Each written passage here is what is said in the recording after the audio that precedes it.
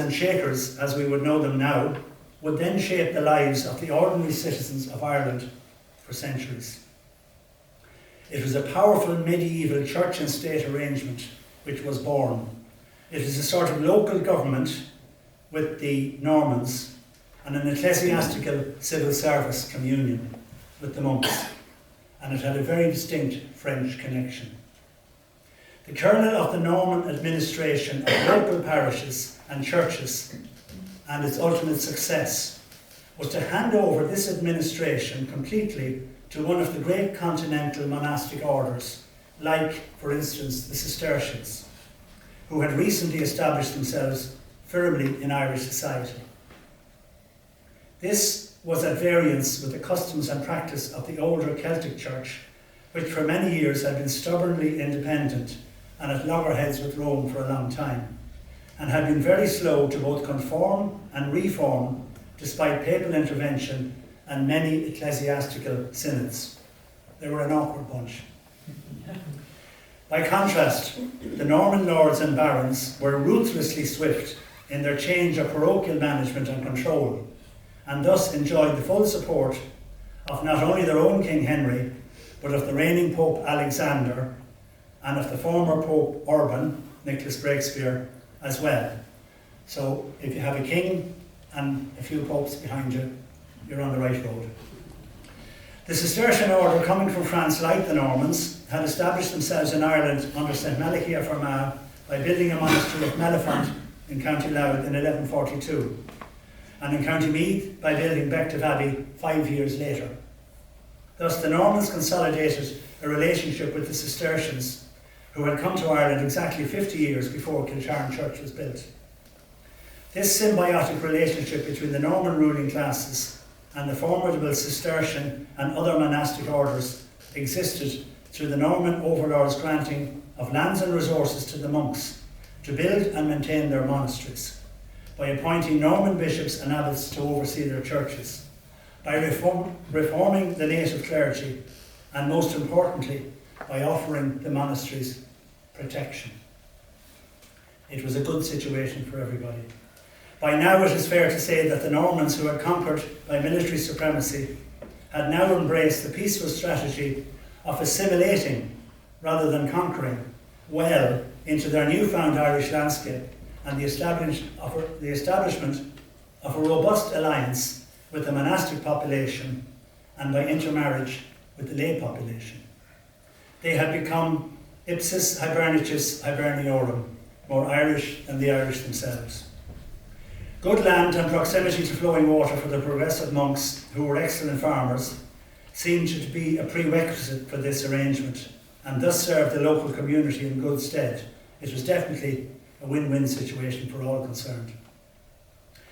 The monks were well known for their agricultural knowledge, especially in the use of field drainage for their lands, which were always the best in the locality of any monastery. Beside nearby Monktown or Mounttown Cemetery, perfect box drains made from stone slabs have been unearthed during cultivation in recent times, still in working order. So in a very profound and immediate transition of power, the old order changed, yielding place to the new. So let us return to Hugh de Lacy, who, as Lord of Meath, then granted the barony of Skreen, or Skreen, S-C-R-I-N, meaning shrine in Irish, comprising 20,000 acres of fertile land, to one of his knights called Adam de Fipo. De Fipo's name is either spelled F-E-I-P-O or F-E-Y-P-O, and it doesn't matter, but I'm using the I, who in turn parcelled out the barony's town lands to his own knights in feudal style in turn.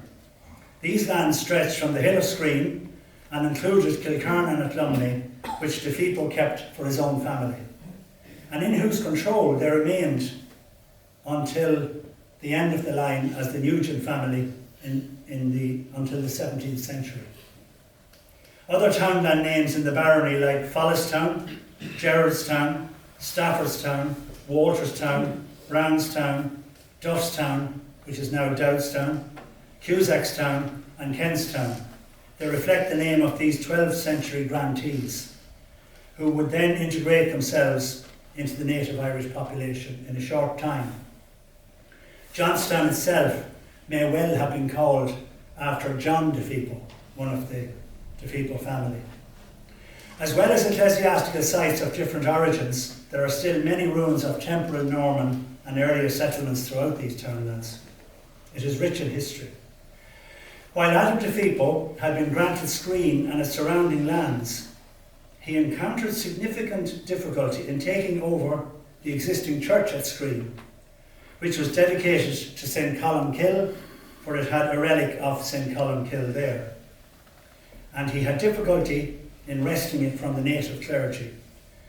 So in order to avoid direct confrontation with them, he built his own church, dedicated to St. Nicholas, which is a favourite Norman saint, and he placed that inside his new castle at Screen, thus avoiding confrontation. And over 10 years, by many means, including starvation, he eventually took over control of the church and lands, with the full support, again, of the local Bishop Eugenius, who was in Clonard at the time, and Pope Alexander himself. The administration of Screen and other churches was then handed over to the Cistercian order of monks in St. Mary's Abbey. And St. Mary's Abbey at the time was close to the River Liffey, roughly around present-day Capel Street in North Dublin. The order thus received the valuable parochial tithes, less a portion for the local priest, until the dissolution of the monasteries by Henry VIII. So it was a very good situation for everybody, bar maybe the local people. Adam de Fipo then proceeded to hand over control of other local churches to his relations and knights, including his younger son Geoffrey, or Gaufridus, who was granted control of Kilcarn. Geoffrey is also recorded as Adam's brother, but he was certainly a relation. According to the wonderful Elizabeth Hickey, Kilcarn today is incorporated into the parish of Johnstown. She wrote this in the 80s. When Adam de Fipo set out his parish scheme in the 12th century, Kilcarn was a parish in its own right. Johnstown was not a parish, it was merely a townland in the neighbouring parish of Athlumney. Later, according to her, the parish of Kilcarn in the 17th century comprised the townlands of Morrill, now known as the Manor, Bog and Common Land, Brunanstown, which is now Brennanstown, Gerardstown, Great Kilcarn and Little Kilcarn. So now let us look at the name of Kilcarn. We've established where it is, where it started out, and now we want to know why it is called Kilcarn.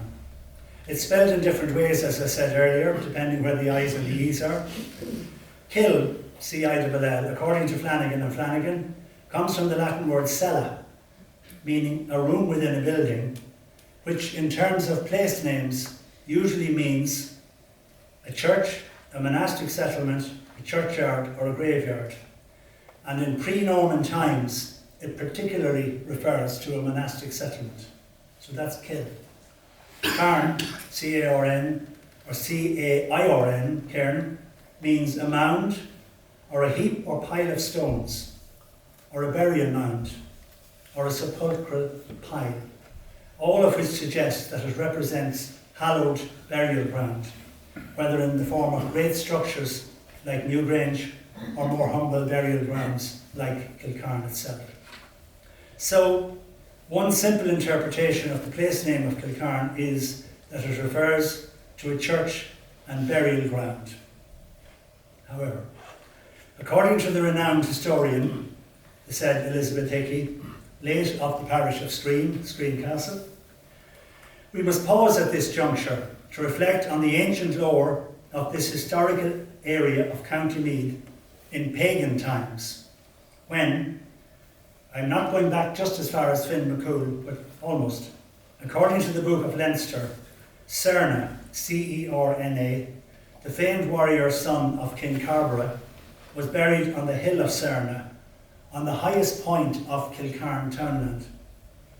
This elevated area corresponds to an existing rath in a field. Appropriately, the field is called the Raheen, which is in the ownership of the aforementioned Oakes family, who are here in droves tonight, and is situated about 1 kilometre south of Kilcarn Church and Cemetery, with a beautiful panoramic view of the joint parishes of Johnstown and Waterstown. Later, in the 5th century, in Christian times, according to the Book of Armagh, and a later historian called Kilcarn, St. Patrick allegedly founded a church called Kilcarn, Cellcerne, or Ecclesia Cairn, which may contain the remains of his ordained relic Hercus on or near the same burial site of Cerne. And in history, it is not surprising that one civilization uses a previous burial site or site of worship for their own burial site and site of worship in every civilization. While there appears to be no trace or record of a church on the Rath site at the top of the hill, just opposite Pastor Hill, incidentally, there remains to this day evidence of an ecclesiastical site about a further kilometre southeast of the Rath, in a field called the Black Church Field, on a farm owned by the O'Brien and subsequently O'Brien Lynch family, which is well documented by Mrs. Hickory, and also by Dean Cogan in Volume 2 of his authoritative Diocese of Meath. This edifice was known as the Black Church, which, according to Cogan, had an adjoining extensive cemetery and probably included a monastic settlement, according to Catherine O'Brien, late of this farm.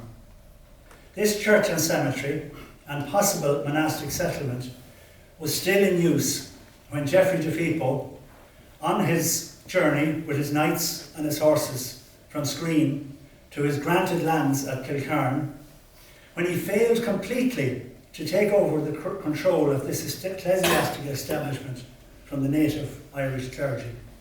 Thus, again, to avoid confrontation, he bypassed and ignored the Black Church and its rights, and he proceeded to build a new church, like his father had done, and in this case he devoted it to St. Stephen at Tycarn. And at this stage the site is called Tycarn. It changes at some stage